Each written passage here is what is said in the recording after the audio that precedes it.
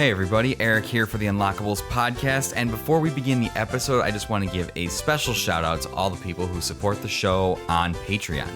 These incredible people are Chris from 1 Hour 1 Decision, Stephen Pay, Dave Jackson, Chris Copleen, Rick Firestone, Colby Moyer, Keith Gasper, Nikolai at Night, Mass Keaton, and Mike Mesa. Thank you guys so much for your continued support of the Unlockables podcast. Now, let's get on with today's episode.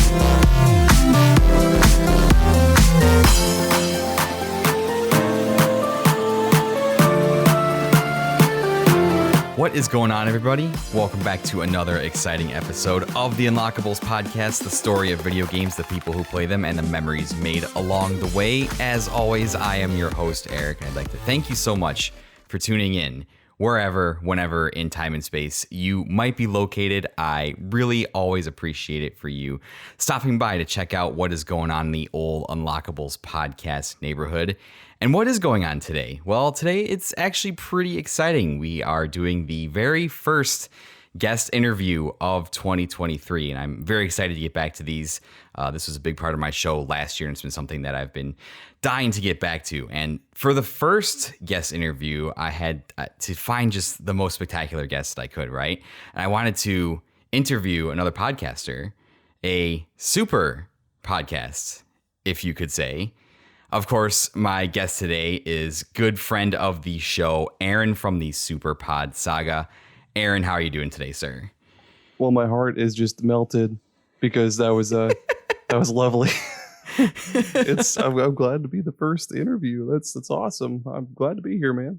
I'm really sorry if I just put in a bunch of unintended pressure upon you. So do not worry. Be like, you're the first. You have to be the absolute best. I had to put on my best Will Arnett impression, so my voice sounds really good. Reese's or something. It's almost like he's here in the room with us. Incredible, yes. Absolutely incredible. But Aaron, we're gonna go into a bunch about the show that you and Tommy do, Super Pod Saga, and video games and your journey with games and all kinds of that great stuff. But before we do, we must engage in the traditional video game podcaster greeting by asking one another, "What have you been playing lately?" Right on. Well, yeah, of course, I've been playing the hell out of the Resident Evil 4 remake because it's inevitable. I played through the original like 8 fucking times on like the GameCube version, 8 times on the GameCube version, maybe like 5 times on the PlayStation version because that fucking lightning gun, whatever the fuck, was just so difficult to unlock. Right. And then, yeah, the remake is it's so good. It's more so about survival now as opposed to just being all action, and it's great and it's fun. That's kind of going back to the series roots now. Me, I have like next to no experience with Resident Evil, but I do know just in the gaming zeitgeist how important Resident Evil 4. So when I heard they were remaking 4, I was pretty nervous. I'm firmly in the camp of if something is good, you should probably just like leave it alone and not ruin it.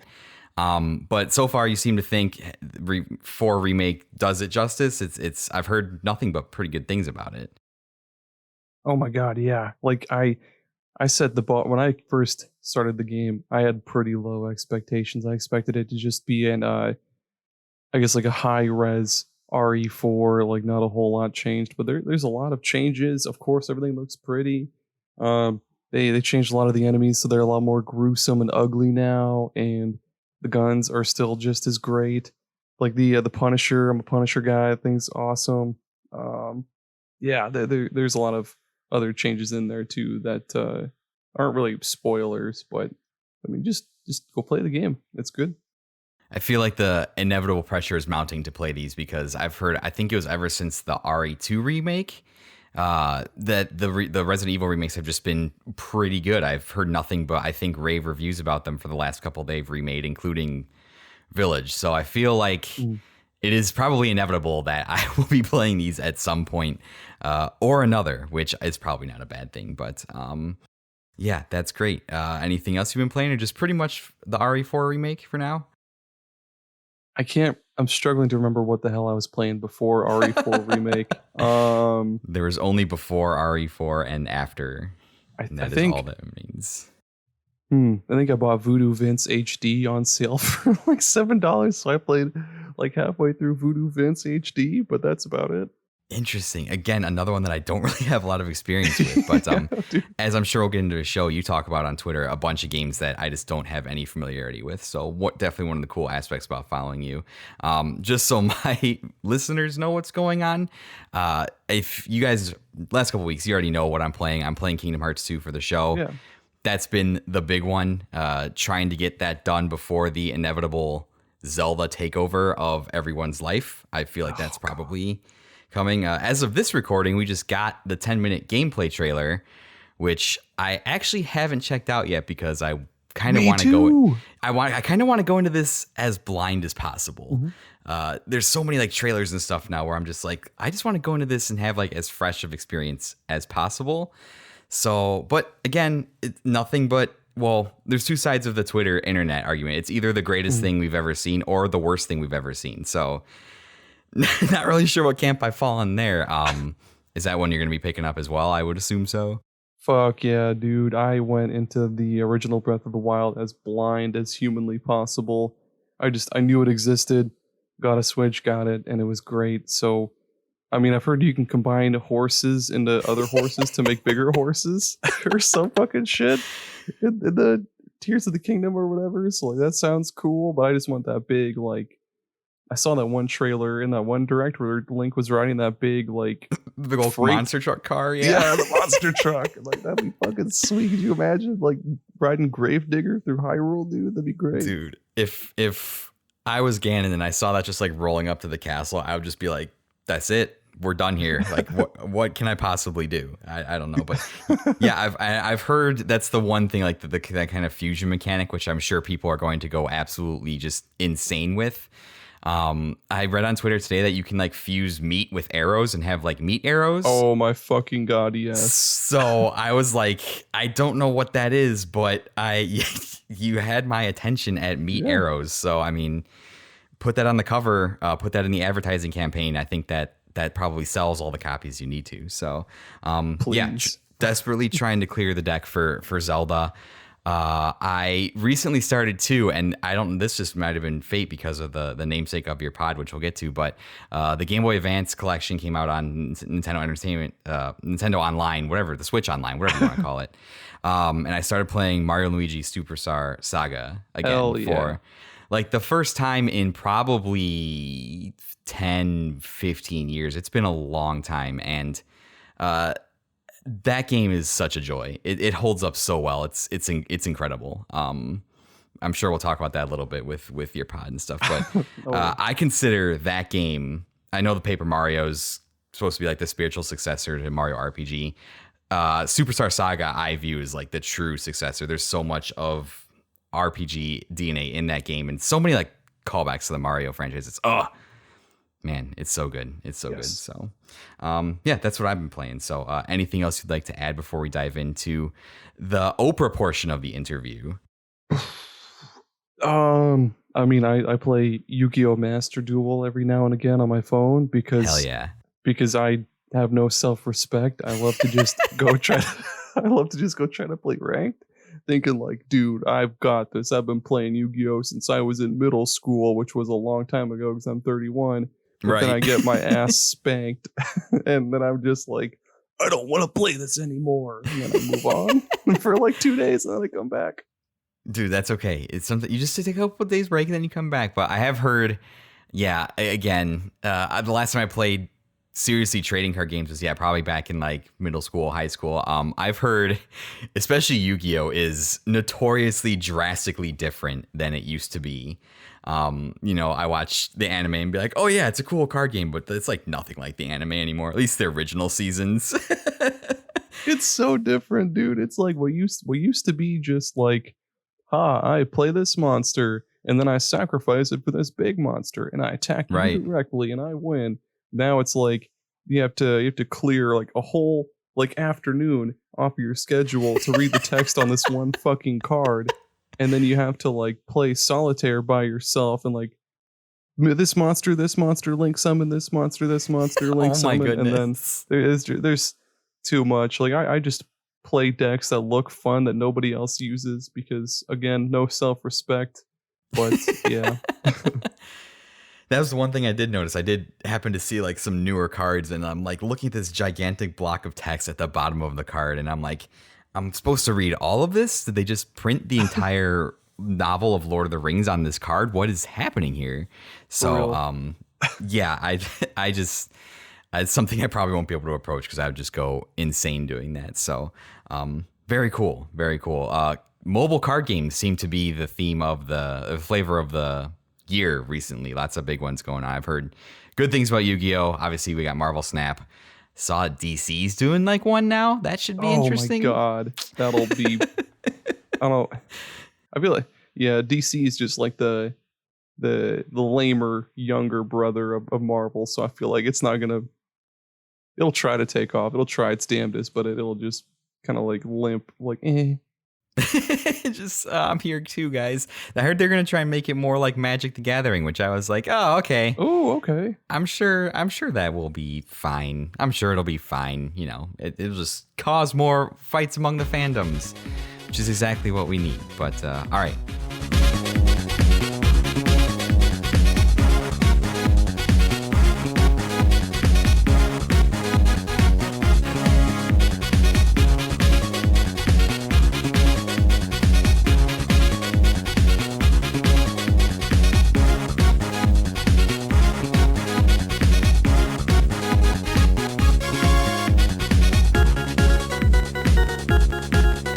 Anybody that listens, if you're coming to the show for the first time, you know that Unlockables is the story of video games and the people who play them and the memories made along the way. And a big part of the show is bringing creators on, like Aaron here, who also have content that they make around video games and just interviewing them about their shows and asking them about their love of video games. So, Aaron, the first question I want to ask, you have an amazing show called Super Pod Saga. I listen every single week. It's in my rotation.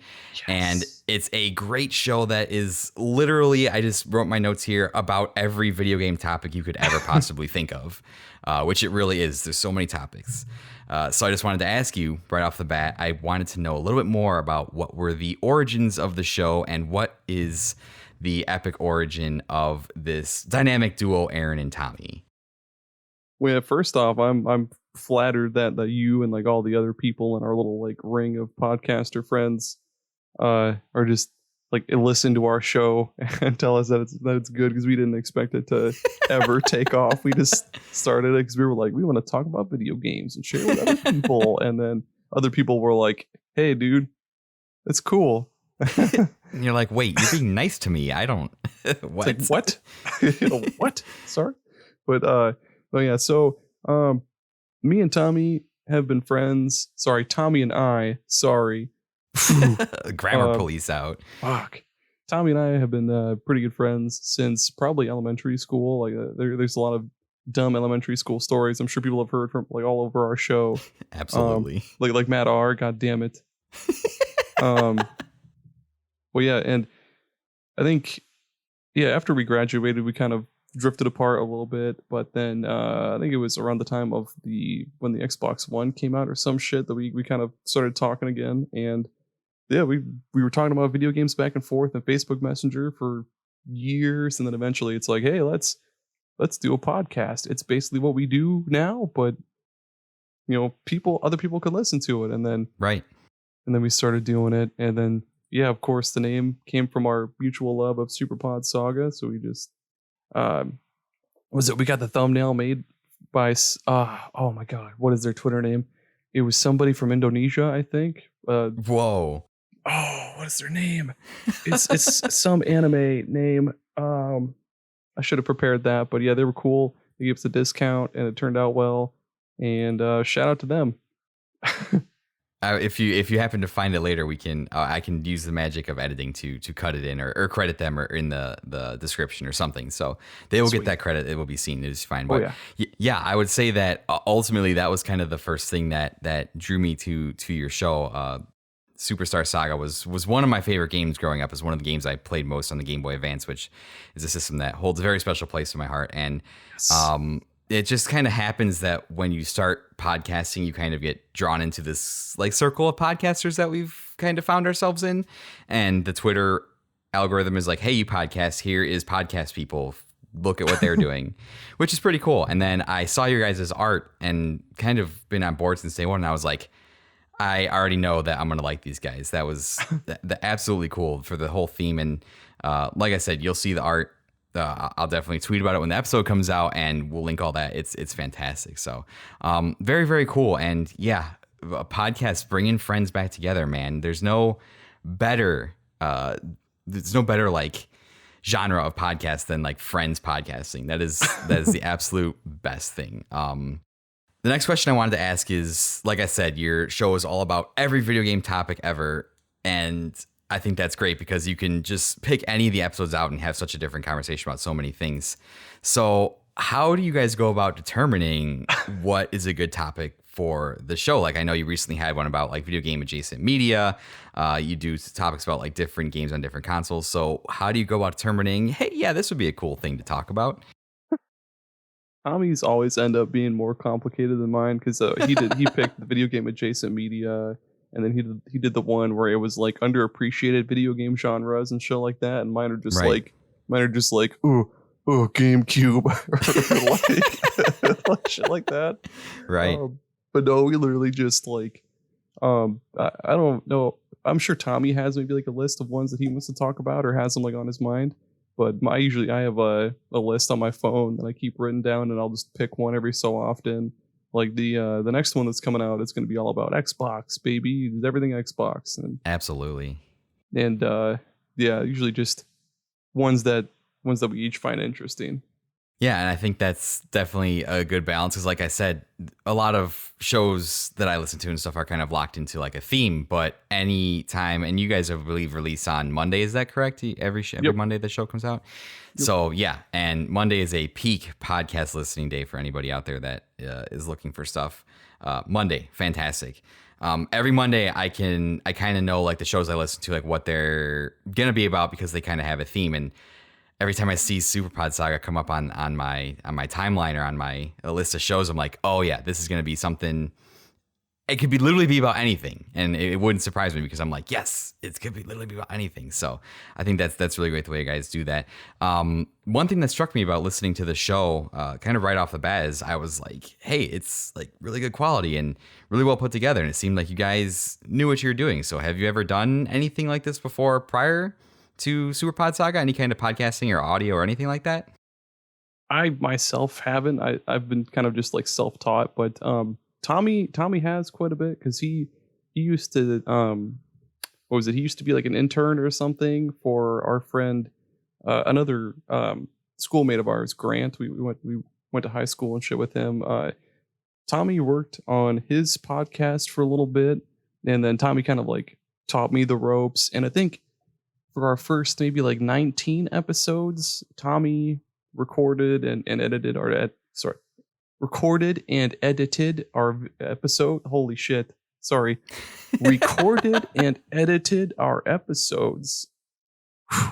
But then he got a new job, and his schedule has just been kind of all over the place. So I took on the mantle of editing our episodes and all that stuff. And so I couldn't tell you how the hell Tommy has this like weird witchcraft way of recording our stuff. Like he could just use Craig.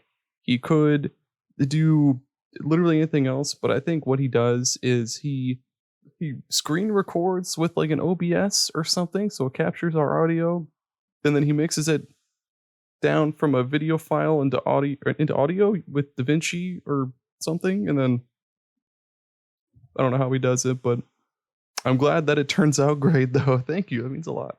Yeah, I find that fascinating because, yeah, everybody you talk to kind of has, and this is something that I talk to people that, especially starting out too, they're like, well, what's the best way to record? It's like, well, you just, honestly, you kind of figure it out and Frankenstein it along the way as you go. There's no like one right way to kind of do it. Like you said, that's the way Tommy did it. I told you before the start of the show that I literally just use Zencaster to get the audio files. I like to have podcasters on because podcasters can record their own local files. And really the Zencaster files are just so I can line up the better sounding audio from local tracks. I'm sure if you talk to 100 other people that podcast, everybody's got a slightly different way of doing it. So word of advice, all you burgeoning podcasters out there, don't worry about being perfect. Just do it the way that is most comfortable to you, and it'll turn out A-okay. It's totally fine. We're not all Joe Rogan. We can't have people that do this stuff for us. Yeah, right. If only. I wish, but not really. So next question I wanted to ask, in your experience doing the podcast, is there anything kind of, obviously we focus on video games specifically, more or less. Is there anything you've kind of learned about your tastes in gaming, kind of going through all these topics and maybe replaying some stuff or doing the show with other people? Is there anything that you've kind of thought about, discovered? Because I know I've thought about my tastes in gaming have changed a lot just by doing the show.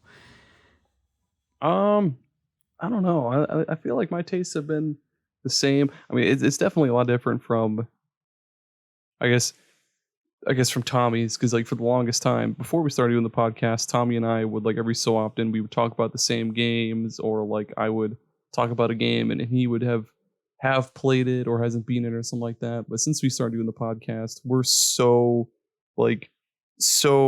polar opposites when it comes to taste in games, because like Tommy really loves, I guess, like story heavy games. Like he loves walking simulators, he loves puzzle games like The Witness and like Firewatch, and he's deathly afraid of horror games. He doesn't like super long RPGs, but on the other hand, I put entirely too much time into RPGs. Like I put like 200 hours into Bravely Default 2. Hell yeah. I really like I guess you'd call them matching puzzle games, like Puzzle Fighter 2 Turbo. Absolutely. That's my shit. Magical Drop. Hell yeah. I'm like it says at the bottom of our, like on our bios on our website, I'm a total goblin for JRPGs, puzzle games, and roguelikes especially. I think it was probably too one of the earlier tweets I saw from you that I knew we'd be. I think it was you. Knew we'd be kindred spirits. I'm assuming it's your and my shared love for Final Fantasy IX. Fuck yeah, dude. Is that correct? Okay. Yep. Yeah, I'm firmly in the camp that Final Fantasy IX is the best Final Fantasy. Yes. So I will fight anybody on that one for sure. All the retro guys are gonna be mad at me for that, but I'll back you up. I'll be right there. As soon as I saw that, and I was just like, oh yeah, anybody that's a fan of Final Fantasy IX is a friend of mine. No questions asked. I know that I can trust them completely 100% with my life. So if I ever need you to back up on a fight, Aaron, I'll be giving you a call. I'll be like, hey, can you come get me out of a sticky situation for the sake of Final Fantasy IX, please? You'll hear me tearing like a leg off of a chair. Be like, all right, dude, I'm on my way. The show will be like, who is that guy? The worst nightmare. So one question I've been wanting to ask, which was probably one of the coolest things, and you probably knew it was coming. I got to ask about the Kotaku article, if that's okay. Yeah, that's fine. You guys posted, and I don't remember the tweet. What was the tweet question you guys posted again? Oh God, it was what's the most useless piece of video game knowledge you know? Yes, and for anybody that doesn't know, or if you're listening to this later, that tweet exploded, literally exploded. Yep. It got so huge, it got a cover article on Kotaku, and people were sharing their best answers, and it was one of the most amazing things I've ever seen. So I just kind of wanted to know, like, What was that like? When did you know that started to snowball? And like, when did they reach out to you to kind of write that article? I mean, they didn't reach out to us at all. I think they just like saw it and then wrote it. They don't have to reach out to you? What? I guess not. Same with PC Gamer, I guess, did one as well. And there were like, I think Nintendo Life did one or two. What? Yeah, there were a few other places that did articles about it too. But yeah, what was it? Tommy's exact description of it, because he was the one that made the tweet. He was like, it was just some throwaway trash ass tweet, and then and then people just started commenting and retweeting and liking, and then yeah, it just exploded, and it was cool. Like I woke up one morning and saw that it had like just a bajillion likes, and then like the day I saw the Kotaku article, I was like, holy shit. And then yeah, it was a little overwhelming too, because it's like I can't possibly keep up with all these comments. Like I can't possibly give a like and reply to all these comments. Like I don't know what to do here. And then eventually it was just like, well, just chill out. Just don't respond to them. Like just let them pour in. Right. First of all, I find that very strange that outlets. I mean, I understand tweets, I guess, are like in the public domain. But I figured they would at least like reach out and be like, hey, we're going to write this, so heads up. I feel like that's at least like the common courtesy thing to do. But I guess, news outlet's going to news outlet. That's how it is for you. But so was that like you just look on your phone and it's like, when you have the person that has like 75,000 unread emails with the red bubble and all the alerts on there? Like, did you just have like so many notifications you just didn't know what to do with it? It got to the point where I just muted the whole fucking tweet. It was like, this needs to stop. Because like I couldn't ever have my phone on vibrate because it would just be constantly just burp, burp, burp, burp. It would just be constantly going. And it's like, well, what if I get a phone call I need to answer or something, dude? So I muted it, and like every maybe couple hours I would check on it and like reply to a couple people, and then I would just get fucking overwhelmed and I'd stop, and yeah, it's wild. Wow. I get stressed out when I have like 2 notifications that like 2 people liked my tweet.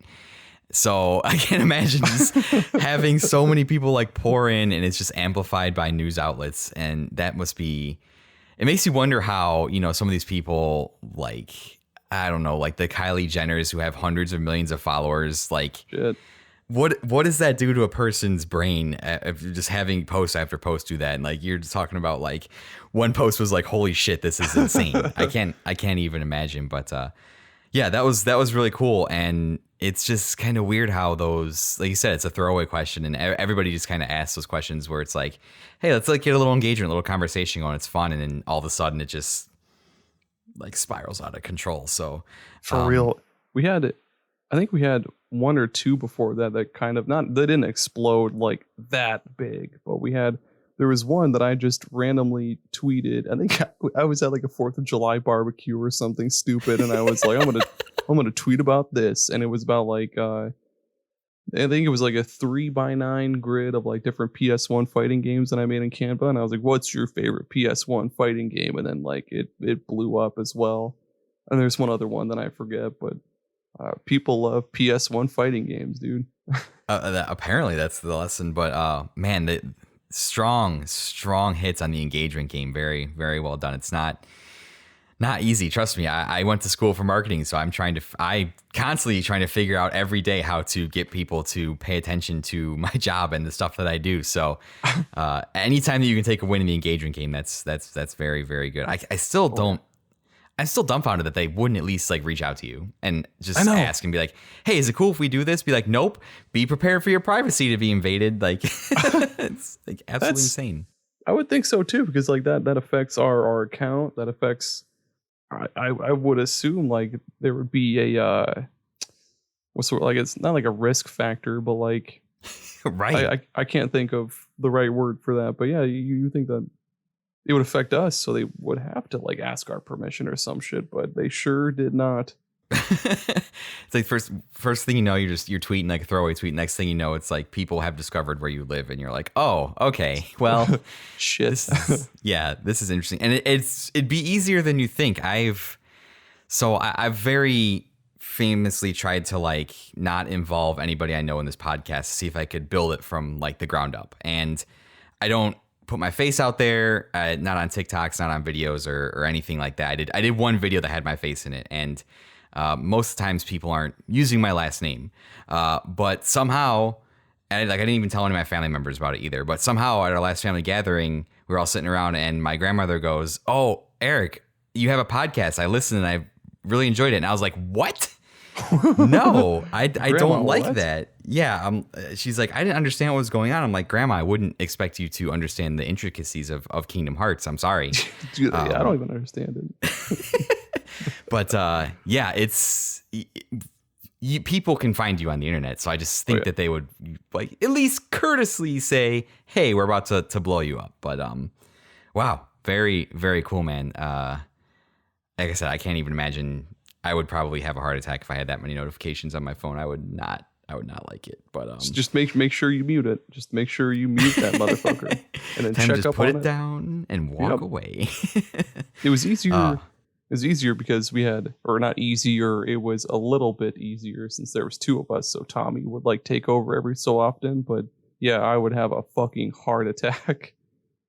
Do you have? I know you got tons of replies, and there's no possible way you could have read or replied to all of them. But did any of those like random pieces of knowledge stick out to you? Thought you that like, hey, this is pretty cool. There's Any a in particular? lot. There was a lot. Actually, we Tommy and I wanted to put together. We had this spreadsheet, and we were going to try to make this like archive of useless video game knowledge, and we were going to try to like, kind of like copy each little piece, each little nugget into this spreadsheet.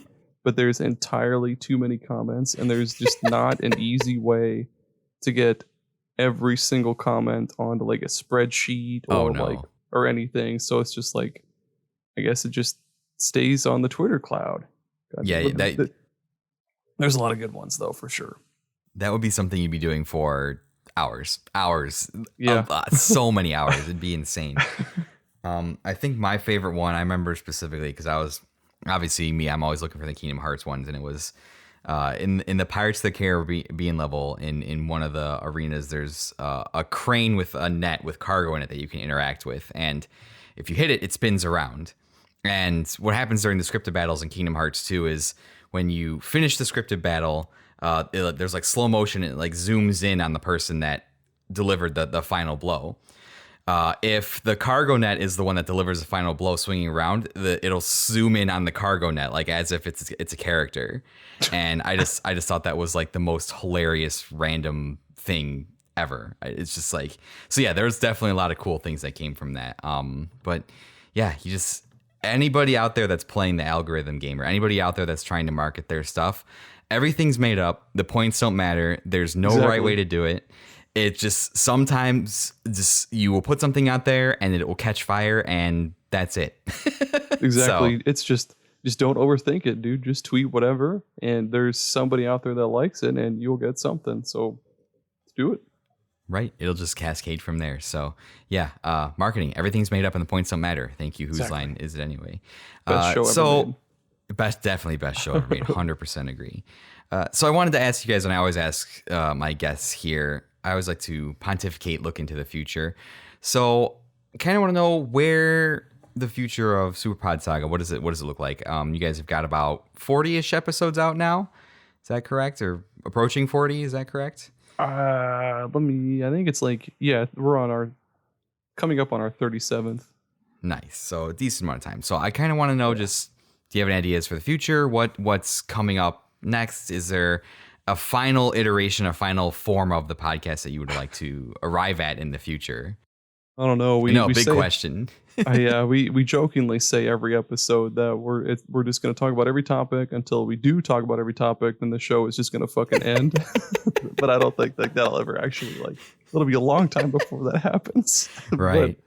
But, yeah, no, we haven't really thought very far ahead. I know there's like a couple ideas we have to change things up, but yeah, nothing huge. It's just going to be like, I mean, I'm sure it'll change because we've changed the show like slightly over the past few months, but right, nothing huge, nothing to report here. So I think if you heard it here first, if there's ever a day where it's just like radio silence from Super Pod Saga, we'll be like, well, they talked about literally everything. There's nothing left. If that day ever comes, I think we're probably all in trouble. Probably symptoms of like the collapse of like the world of society or something like that. So in that case, there will be no podcast. And, see you out on the Mad Max dystopian future. Good luck to everybody. Do you have any kind of, I always like to ask for nuggets of advice from people who are doing the content creation game. So in case anybody stumbles across this and they think, hey, I'd like to do this. Do you have anything that any wisdom you'd like to impart on this journey that you've been on so far? Hell yeah. So I guess when I first took the reins and like started editing, and like at first Tommy and I kind of like split up the load pretty evenly and it wasn't too bad, but then when I started editing, I started getting pretty overwhelmed because I just didn't really with two kids, it was just kind of hard to find time to edit. So I would edit a whole episode while I was working, while also watching my 1-year-old while I work, and like I would just get like super overwhelmed, and I would just be like, dude, this, like, I'm just gonna shit can this whole fucking episode right here right now. It's in the trash. But I guess the nugget of what, just don't overdo it. Like take breaks for sure. Like figure out a way to how the fuck do I word this? Holy shit. Just don't overdo it. Like pace yourself, take breaks, find a way, work smarter, not harder. There we go. That's it. Yeah, that's a good one. And that's precisely why I kind of took off a couple months at the start of this year. Don't feel pressured like you have to be on top of everything or do everything, because none of us are doing this professionally. We're doing this because it's fun. So definitely work smarter. Quality is definitely better than quantity. And if you're burning yourself out doing it, if you're driving yourself crazy doing it, there's no point to be doing it. So I agree with you that 100%. There is one other question I'd like to ask you, and I'm adding this on because I just thought of it. So hell yeah, curveball here. In the middle of your guys' episodes, you always have like a quote unquote like ad. It's not like an actual ad, but it's like just something like some hilarious concept that you've just made up. What's the process behind that? Because I love those. So they're so funny. It's so funny. Yeah, usually Tommy and I, like, we'll take turns. Like he'll make one up and read it for an episode, or we just take turns making one up and reading them during the episode. There are like a few times where neither of us came up with one, so we just kind of improvise it. Tommy does a way better job than I do with that, though, because I'll just be like, crabs. And then there were a few episodes that I did on my own, and I had guests on. Like there was one where I had like Nave and my buddy Jared, or like another one where I had Nave and Tony from PlayStation Rumble, and all those where I did it on my own without Tommy, and I was just too scatterbrained to try to like come up with like an actual ad, so we just improvised it, and it just turned into like a conversation instead of an ad. But, I think it's like I said, people put ads in their shows all the time for stuff that they're shilling, but this is it's just a part of the show, and I love it. So go if you don't take anything else away from this, if you don't want to hear a conversation about every video game topic in the world, at least go listen to the mid-episode ads. They're absolutely a hoot. So fuck, I gotta timestamp that stuff. I appreciate you sharing a little bit about your show, what you and Tommy do. So we're going to take a very quick, very brief music break, and we're going to dive into some of Aaron's gaming memories. Don't go anywhere.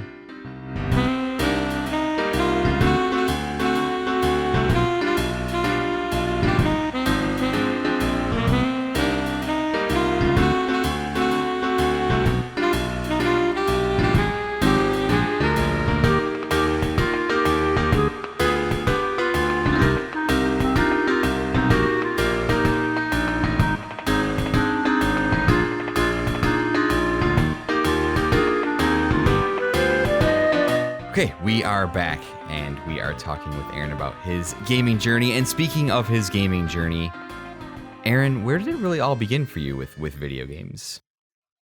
So, my earliest gaming memory that I can remember was when my mom first met my stepdad. He had the NES, of course, and Nice. there was some Simpsons game. It had to do with Krusty. I forgot what the fuck it was called. Krusty's Funhouse, I think is what it was. And then I also remember, of course, Super Mario 3 and this Cool Spot checkers game, which of course Cool Spot is the mascot for 7-Up, for those that don't know. And it was just interesting. Yeah, and yeah, that's the earliest memory. So I would say that between that and the I guess like I had an uncle who had an Atari, and I played that every so often as well. But I barely remember that. But it for sure began with my stepdad's NES and fucking Cool Spot. Hey, it's like I said, I'm trained in marketing. I didn't know that was the brand ambassador at that time. So I learned something new. So I appreciate that. I try to learn something new every day. So I appreciate that. We've talked about games a little bit here. Do you have one that you revere above the rest that you would hold up and say like, hey, this is my favorite of all time? Obviously, we talked that you like JRPGs. Yeah. I'm kind of an RPG guy myself, so kindred spirits. But do you have a game that you hold up or a group of games that you hold up that would be like, hey, these just mean something more to me. These are special. Final Fantasy IX is for sure like it's the pinnacle for me. That's my favorite of all time, absolutely. Because I wrote this is also on our blog on our website, but I made this article about basically my entire like everything that I can remember about when I first came across this game and why I love it so much. Because it was I forget how old I was or like what year it was. My grandma gave all of us kids Walmart gift cards for Christmas. And then they just let us loose in Walmart and we went wherever, we bought whatever. And at the time, my stepdad had gotten us a PS1 and there were a bunch of games because he got it from somebody else secondhand and it had like a bunch of games with it. So we had Final Fantasy 7 and 8. And I played a little bit of those. And then I saw Final Fantasy 9 in the case at Walmart and I was like, ooh, hell yeah, I'm going to get that. And I'll have a complete hell set, yeah. not knowing what the Roman numerals meant as a kid. Right. And then, yeah, I started playing it, and I noticed like the music is really good because the title theme was just like do do do do do do do, and I really liked that. Right. And then I played more of it, and of course my little kid brain couldn't handle a lot of it, so I stopped like halfway, not even halfway through, but I ended up picking it up a lot later on when I was like more in high school because we kept the PlayStation and shit. And I ended up beating the game. And Necron was a pain in the ass, but it's the best game ever made to me, and nothing will ever change my mind. Oh, that makes me so happy to hear. Absolutely. I was kind of in the same boat when I was younger when I picked it up, and I couldn't get through the game. I got through it when I was younger, but I had to use Game Shark like cheat codes to get like invincibility, and really I only used the Game Shark cheat codes on one character, Vivi, and I just buffed him up all the way where he would just nuke stuff with meteors and just basically kill everyone and survive everything. Like the rest of my party was dead, but Vivi would just be like invincible, and I'm like, this is fine. I'm okay with this. But yeah, it wasn't until much later that I was able to kind of play through the game the way it was meant to be played. But what do you think? Not that we need to get into because we could have a huge episode on Final Fantasy IX, which I would love to do at some time in the future. I'll be right here for it. For sure. I will give you a call. Absolutely. But what do you think? Because I've talked to a lot of people that I've made podcast friends with this. So just about, especially the PlayStation 1 era of Final Fantasies, which I think people like us, you and me, that those are very defining series of games for sure. But what do you think? Like, what do you think about, what is it about 9 that makes that stick out so much more as opposed to like 7 or 8? I guess I'd say that's a hard question. I know. It is kind of hard. And I guess I definitely have thought about it a lot because people like 90% of the fucking Earth's population really love Final Fantasy 7. And then like there's those like small bits that love, like 6 and 8 and right. Of course 9 and shit. But no, I guess Well, I really love every single song in the soundtrack to 9 is just good. It's all good. Every single track. I don't give a shit. But the character development, I'd say, too, is really, really top notch, especially Vivi. Like, his character arc throughout the whole fucking game is just so good because, Right. he just starts off clumsy, little shy little guy. His grandpa or the guy that adopted him just died, and he's just like new to the world. And then all this shit happens, and I'm not going to spoil, even though it's a super year old game. And it ends. I guess Zidane goes through the same thing too. All the characters have like that same kind of like. I guess I should say, the whole game has this like, it's like this theme of like existential crises. Mhm. Like I don't know. I can't explain it any better than that, honestly. But yeah, the whole game just has that kind of theme to it, and like each character kind of represents their own like state of mind. I get. Oh fuck, man, can't explain it. I didn't mean to drop We'll that go one with on that. you because I know it's not an easy question for sure because I think for me I think so highly of it just because, and I don't have nearly the breadth or width of experience with 7 and 8 as I do 9. Yeah, I think 9 is so special because it was kind of this culmination of everything that Square had done up until then, because they were moving forward in the future with Final Fantasy X. It was a transition away from what was, and Final Fantasy 9 was like the last hurrah for what they'd done over the last 10, 15 years. And there's such a strong story themes around identity and finding out. there you go. Identity. Yes. Finding out like who you are as a person and what you're supposed to do with this life that you're given. And I think at that age, 2000, 2001, that time, like I was just starting to be old enough where I could understand those deeper philosophical questions. Your brain starts to develop a little more, and scary things were happening around then. Is the 9/11, which was like the real first like tragedy you could remember, and first time that you were like, wow, the world can be a scary place. So I just think that so much of that is part of the identity of 9 that I don't really get the same feeling at playing 7 or 8. And I know 7 or 8 have their own themes that I do really appreciate, but I just I love 9, and we could turn this into an hours long podcast on 9 for sure. But appreciate that I have a fellow kindred spirit here with me for sure. In talking about games that we have played, I always like to ask this flip side of this question. Do you have any games in your backlog that you haven't played that it seems like everyone always talks about, and you're like, man, I really need to play that, but I just never got around to it? I've never owned a PlayStation 4. I'm like the one person on the planet that's never owned a PlayStation 4. So like I would eventually like to play the God of War reboot, and then of course Ragnarok and shit like that. I guess it's not really in my backlog because I don't own them, but it would be cool to play them eventually. But I don't have, my laptop isn't nearly powerful enough to play those fucking games. It would just go like 1 frame a second. But Right. I enjoyed 1 through 3 on the PS2, or no, I guess 3 was on the PS. I don't know. Yeah, I would love to play those, but I cannot. Interesting. Yeah, and if you ever do get the opportunity to, I think you'll be in for a treat. Not that I'm like Sony fanboy, but those are pretty good. They're pretty good. Yeah, the one I always tell people that come on when I trade mine is my big regret, and I'm hoping to remedy it this year, is Chrono Trigger. Is a big one that I've never played Chrono Trigger, and Oh my gosh. before that I would have said Link to the Past, but I remedied that last year. So I'm hoping to get another very big sin off of my backlog this year, because I've just heard absolutely wonderful things about Chrono Trigger, just nothing but good things. So I gotta add one more then.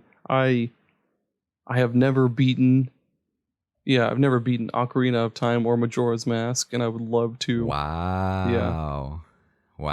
I've seen multiple speed runs of Ocarina of Time, but I've never beaten it myself. You're right. It's like I know that. very quickly how that game ends, but yeah, that's a whole nother topic. Those speedruns are insane. But I've played most or all chunks of Ocarina of Time. I don't think I've ever like sat down and played it once, like all the way through in like a cohesive amount of time. Yeah, a lot of Zelda missing off of mine too, believe it or not. Yep. I've been meaning to go back and play more since Breath of the Wild, but like I missed Wind Waker, I missed Skyward Sword, I missed Twilight Princess. Same. Played some ones on the Game Boy, played some ones, maybe played Minish Cap, have memories of that. I don't know, but yeah, everybody always talks so much about the games they have played, but I like to hear about the things that people haven't played and just kind of get their opinions on that. So, so what would you say overall? We've kind of arrived at the end of this journey here, talking about the podcast, talking about gaming. What do you think gaming's meant to you overall in your life? I guess it's just I guess if there's one thing I've learned about video games, not necessarily about myself, but like about everybody really, it's just that I love how diverse everybody's tastes in video games are, and that kind of, I guess, represents them as a person. Because, I mean, man, how do I get not complex on it? I You just can be as complex as you want. I don't know, I just really appreciate how different everybody's tastes are in video games, and how like, I guess if you're like how the fuck do I say this? I guess it's okay to not like the most popular games just because they're popular and everybody else likes them. Like, you can like what you like and then play what you want to play on the console or whatever that you want to play on. Like, that's totally fine. Like, be who you want to be, play what you want to play on the system you want to play it on, and just be you. Very, very sage advice, and I agree. I think that's... Go ahead. I was gonna say, if that even has anything at all to do with the question, I'll go with that. No, it does. It does. And I think that definitely the coolest part of kind of doing this and, you know, meeting all these other podcasters and kind of just being able to talk about games with strangers is, yeah, you find out that people have so many different takes and breadths of experience and reasons that different games mean so much to them. And, you know, in our podcast circle, we have retro video game players, we have modern players, we have FPS players, we have RPG players, we have people from all walks of life who have so many different reasons that like what they do. And yeah, it's really incredible. And you really kind of realize that your experience is not the only experience, and it's very cool. And I used to feel like kind of weird about like being the Kingdom Hearts guy, but now I kind of embrace it because people seem to like that I'm the Kingdom Hearts guy. I found acceptance to that. I know it's still weird, but I found acceptance for that. So, hell yeah, that's cool.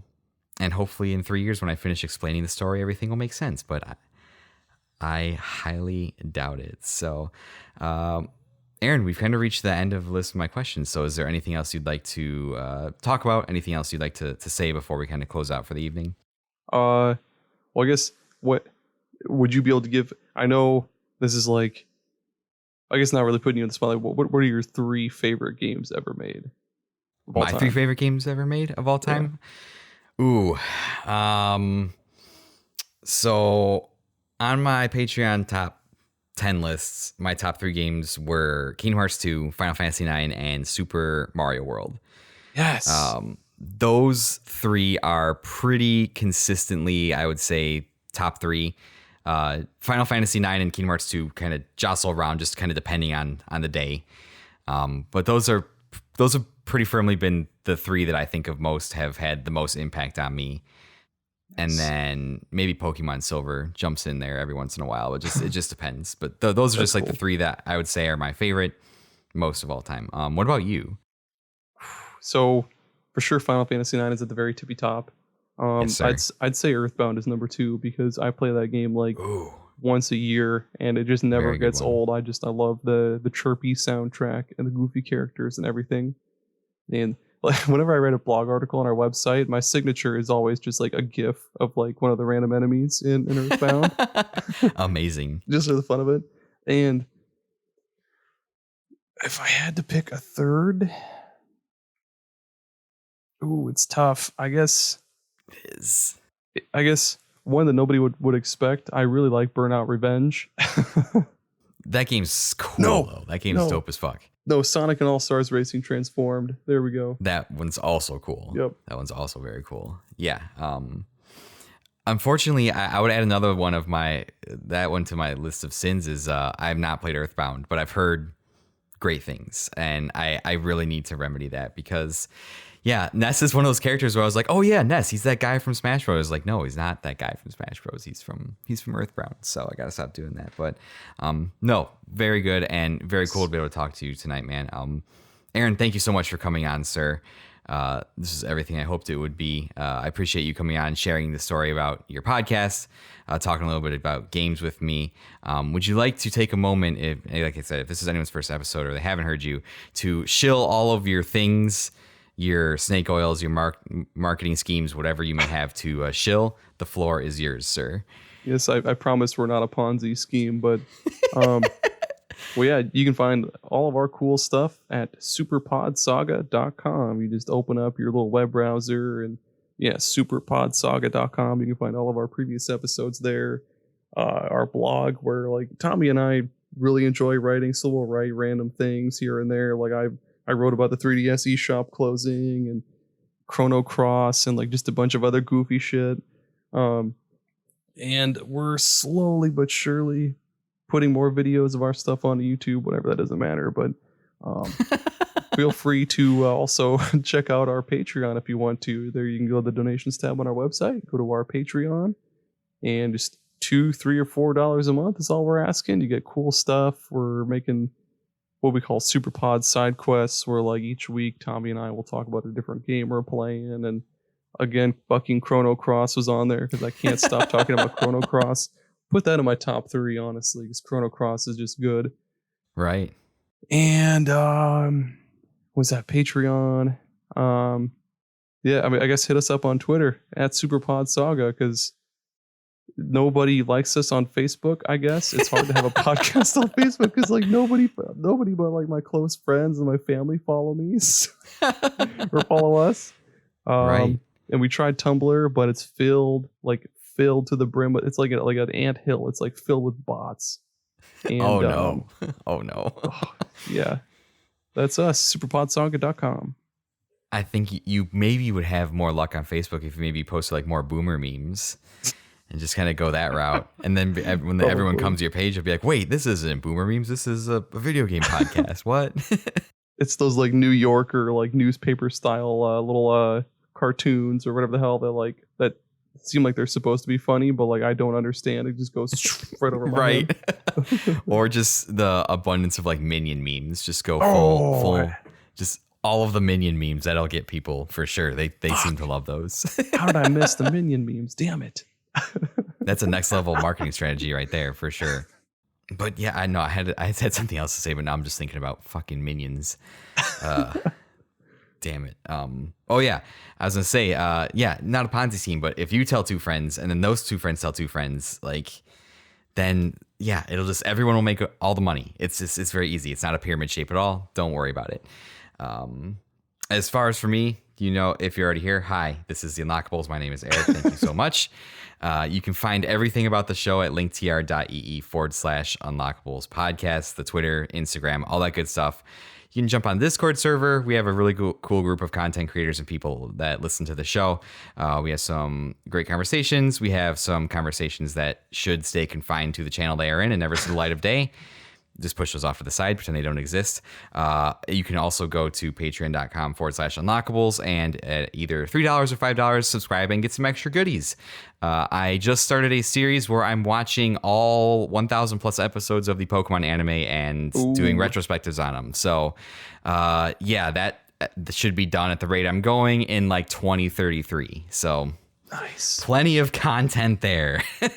Dude, you got to do that with One Piece.